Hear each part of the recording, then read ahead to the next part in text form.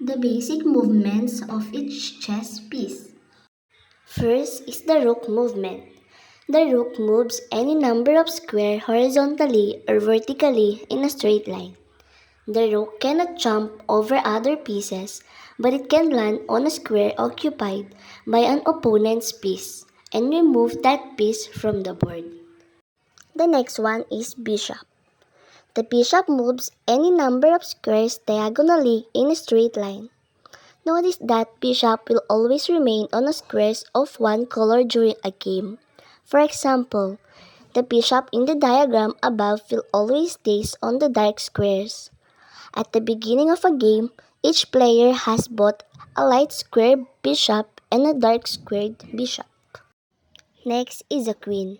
A queen can move any number of squares in a straight line in any directions. This mobility makes the queen the most powerful piece in a chess. The next is the king.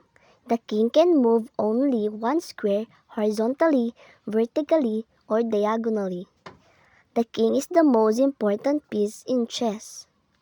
The king also has the ability to perform a special move known as a castling along with the rook.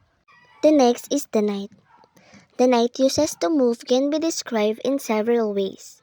In a technical sense, the knight moves one square diagonally in any direction and then moves one square vertically or horizontally farther away from where it is started move. This is often described as an L-shaped move. The knight is the only piece that can jump over the other pieces.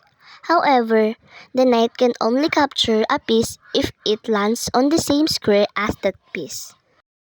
And the last one is the pawn. The pawn is the least valuable piece in chess. It may only move forward, never backward or sideways. Pawn move one square directly forward. However, they cannot capture this way. Pawns can only capture one square forward diagonally. In addition, a pawn that is still on its starting square has the option to move two squares directly forward. In the diagram above, the pawn may move to the squares marked with black dots and may capture pieces on squares marked with an X. Now let's proceed on the 4 ways a chess game can end in a draw. Stalemate. In this position, it's white's turns to move. However, white's king is not in check and has no legal moves. Therefore, the game is draw. Insufficient material. If both players only have their kings left, neither can checkmate the other. This is a classic example of insufficient material resulting in a draw. 50 move rule. If 50 consecutive moves are made without a pawn, move or capture, the game is automatically a draw. And the last one is draw by agreement. Both players can agree to a draw at any point in the game.